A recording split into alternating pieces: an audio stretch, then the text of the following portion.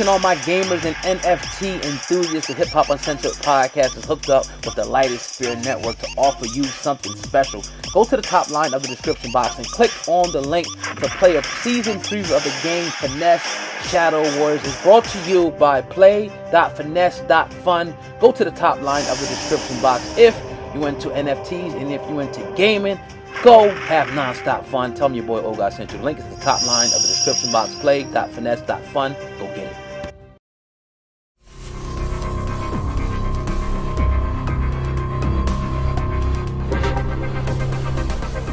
They give you these 6 rights that only the right holders have to give to anybody, and with that right come different ways of credit and different ways of compensation, and it's only to the right holders.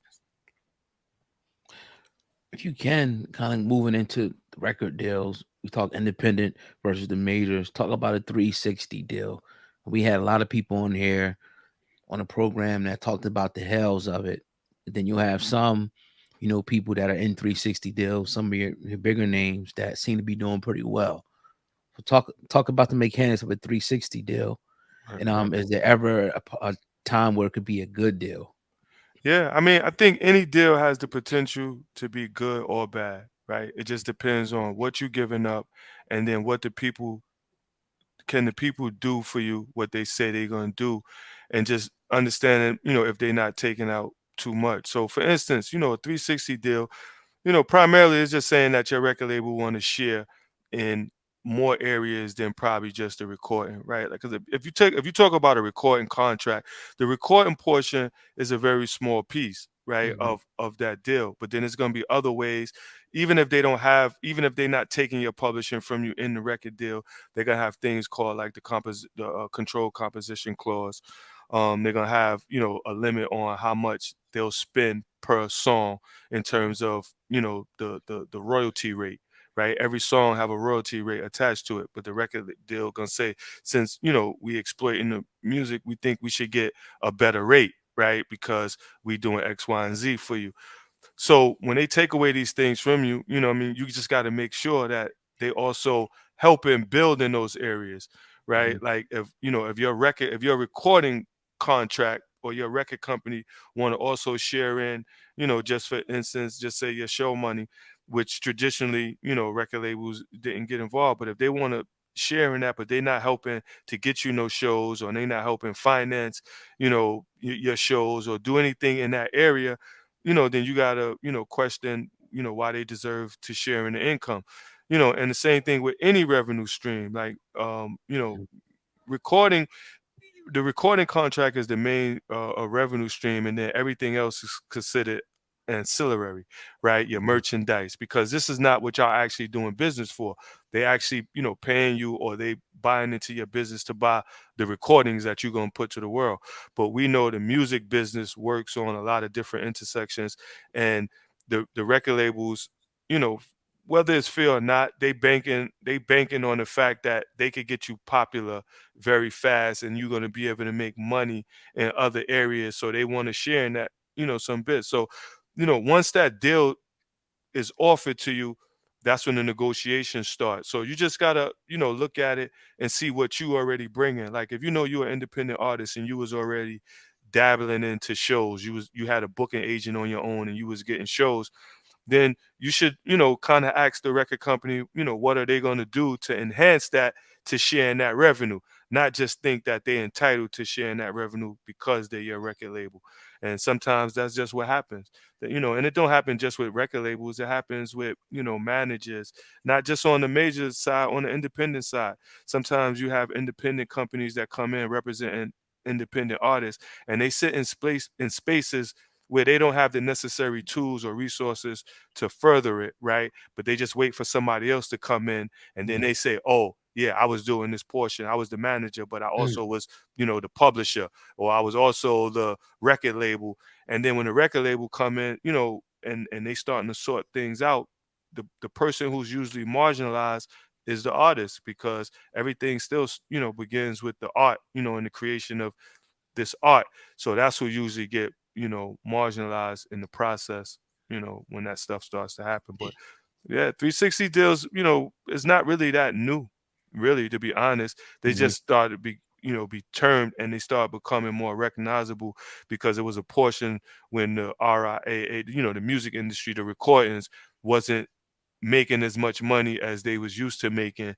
So they start looking for other ways, other revenue generating areas to sharing. But it's not really new. There've been a lot of different contracts.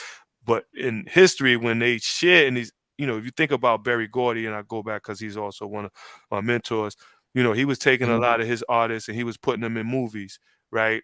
And I'm pretty sure they records or they songs was going in their movies, and Motown was sharing in this revenue, and Motown was also sharing in publishing revenue.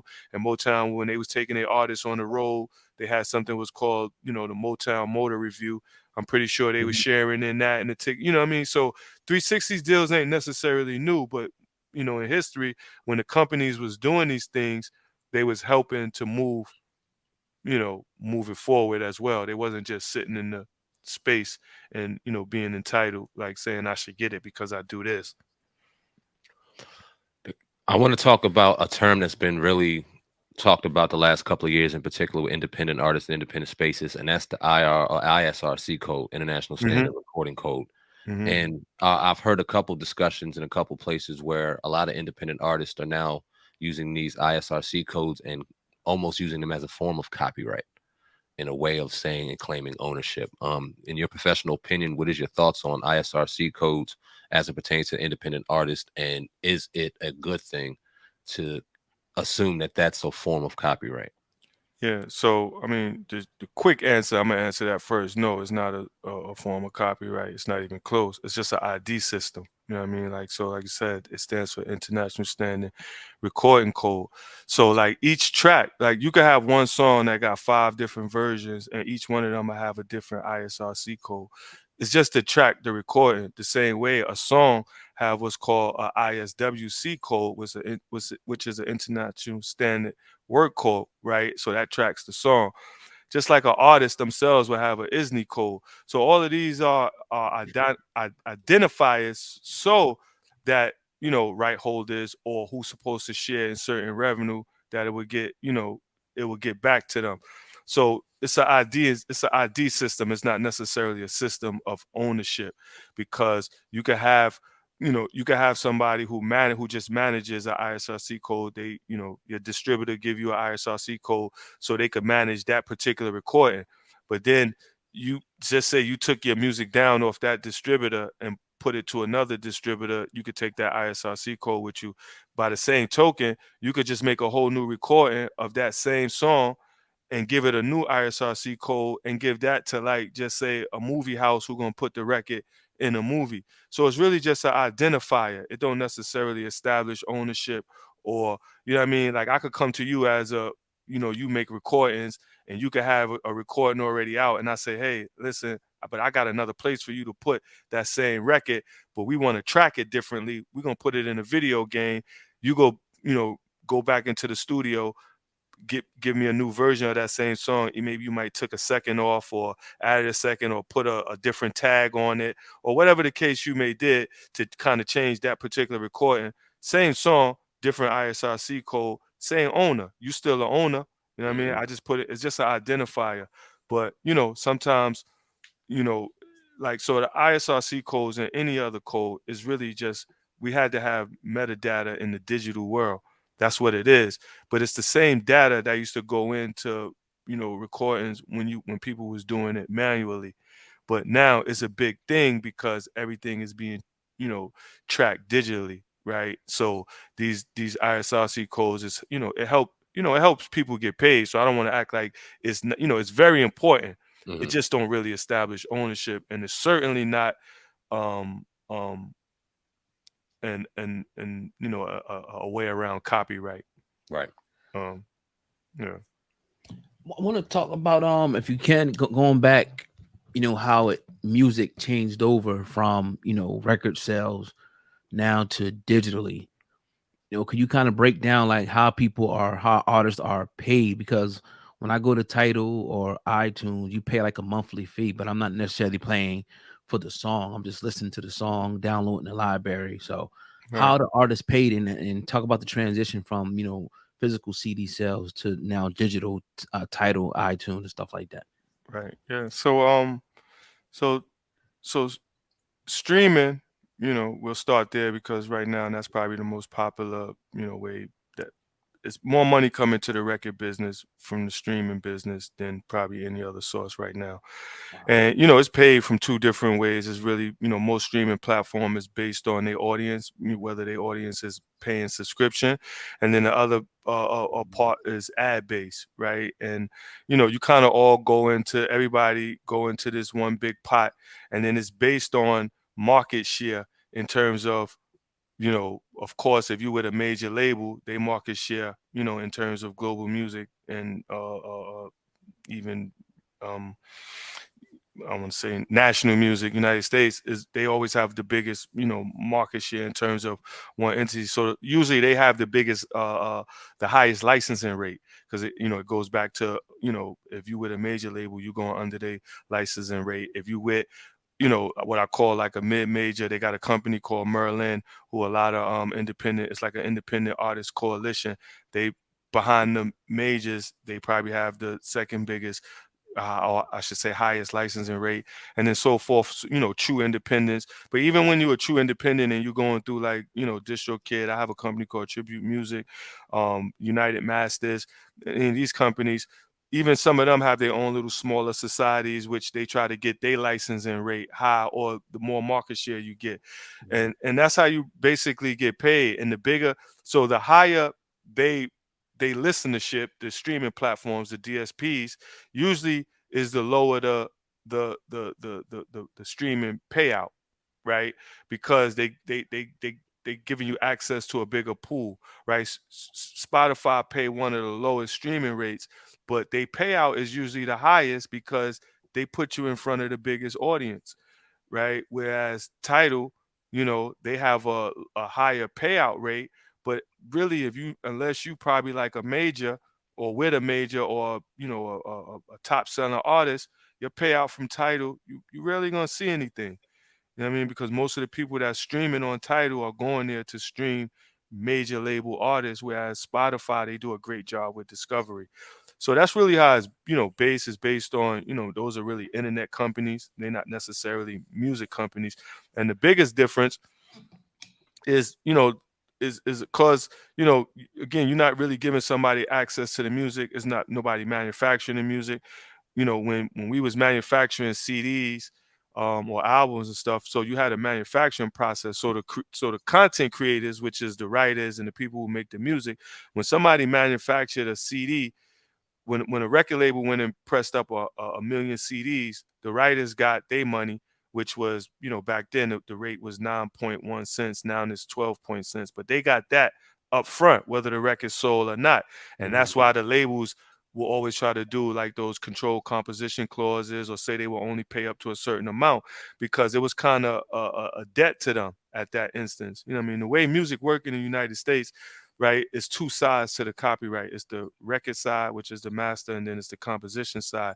So certain people in the United States pay out on the master side, and they don't want to pay out on the composition side. Certain people pay out on the composition side, and they don't want to pay out on the master side. Like radio, when your record is played on the radio, radio don't pay out a royalty to the people who own the record in the United States. They do, other places around the world, because broadcasting companies years ago fought to not to have to pay on both Mm. sides. So when your record spun on radio in the United States, that doesn't calculate as a royalty for you. Well, it count as a royalty, but not to the artist, not on the record side. They pay the composition side on the publishing. So music in the United States is split. So when your record is played on on the radio, you're getting what's called a performance right royalty, right? So you're not getting paid. So the terrestrial radio, they don't pay on to the record side. So if you think about record labels, when they spent a lot of money at radio for your record, it was only because it was driving sales to the record stores. They wasn't necessarily getting paid unless they had a piece of your publishing, which Mm. is why a lot of times they want to be being on a publishing, because that's who the radio paid out to. Radio pay out to publishers, writers, and composers. They don't necessarily, in the United States anyway, they didn't necessarily pay out to the master right owners, you know what I mean, which is the record labels a lot of times. So would you say in this current day and age in music, from CD era to now, it's more lucrative for artists through streaming? Yeah, I would say in the long run, right? Not on a micro level, you know what I Right, mean? On right, a macro level, in the long run, and especially if you're an artist who could control some of your intellectual property, and you in the you kind of moving it, um um you kind of moving it along. So yeah, because you just think about it, like, as an artist, somebody went and brought your record, they went to the store. First of all, let's just talk, it wasn't even a lot of people, you know you had shelf space, so you had to Right. compete. It was very competitive, because only the top of the top was even getting in the stores where the records were selling, right? And then if it was a record label, a lot of hmm people wasn't putting up the money to manufacture a million CDs. Only right, the record labels was putting that up. You know what I mean? right, So Mhm. yeah, not only is more money for the artist in the long run, because now the life of your record could last longer, and people still could go down your record at the same price that they was paying for it in the record store, if you have that type of demand. You know what I mean? Right? hmm Like, you could sell a download for the same price as people were selling a record, and you don't have that manufacturing overhead cost. Right? If you got enough cachet, you could go put your same album up, a digital file, for $20, the same way they were selling albums back in the 90s for $20, without having that manufacturing cost. But you got to have the demand for it, or it's just sitting in cyberspace. Nobody's, not going to go download your record. right, Um, but they still have the opportunity to say, hey, I already paid my $9 subscription. Let me go stream the record to see if I like it. And if they stream it enough, or enough people stream your record, you're gonna make money. And it's gonna, if if you seeing the money, if it's coming back to you. That's just, the whole thing about, the music. It's a claiming process. And according to what deal you in, and according to who you work with, or even if you independent, according to, how much your stuff is set up, really is going to depend on, how much of the revenue that you participate in it. right. Right now, for the artists out there that they're at home, they're not going to a studio, they want to record some music and put it on these platforms. What's the first? Take us like step one through whatever what they should do to make sure that they are get credit for when it is put out there, and if it goes crazy. Yeah. So, like, I just, for the basics, Mhm. again, you want to have your music copyrighted. You want to have your music, with your PROs, with all of the societies, the MLC, and then you want to find a distributor. You want to search the distributor, and see if it suits your strong suit. And then when you know how much got to go out, right? Remember, if you're your own independent boss, then the things that you got to put out to move your music, it's on you, right? And that's where sometimes knowing, or having somebody know, to be able to leverage your equity, to be able to get the necessary capital to move your music.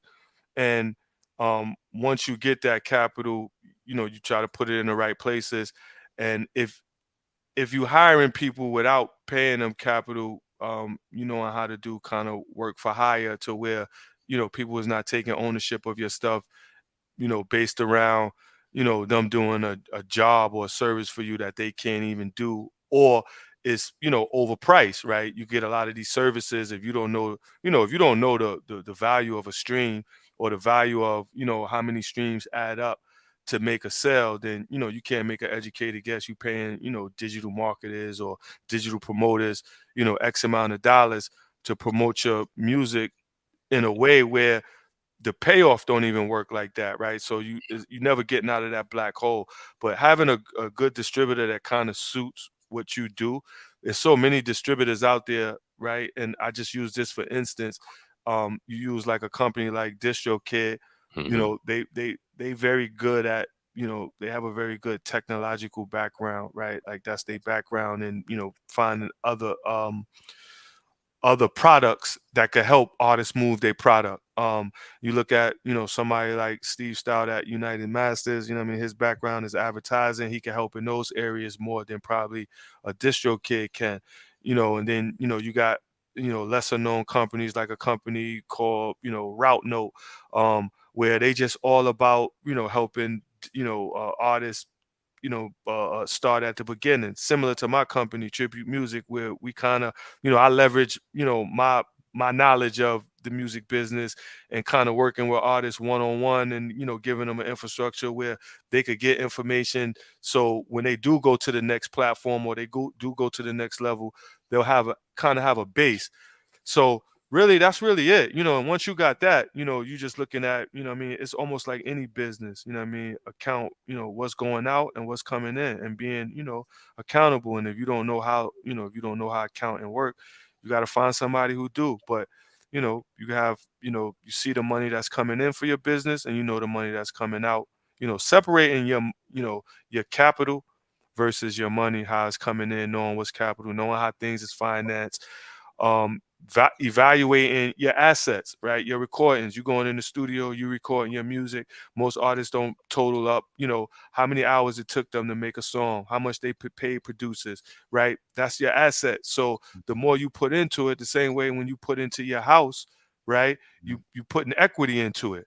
But if you don't notice and you don't have it, saying nowhere, and you got that asset, you get in front of a financial institution about that asset, you don't even know how to tell them what it's worth, right? You don't even, some people, when they put their music in these systems, it's a place for you to say where it was recorded at, who was the producer, who was the engineer, who did this, how much, and it's a cost associated with a lot of this stuff, even if that cost is just the expertise of those people you was working with.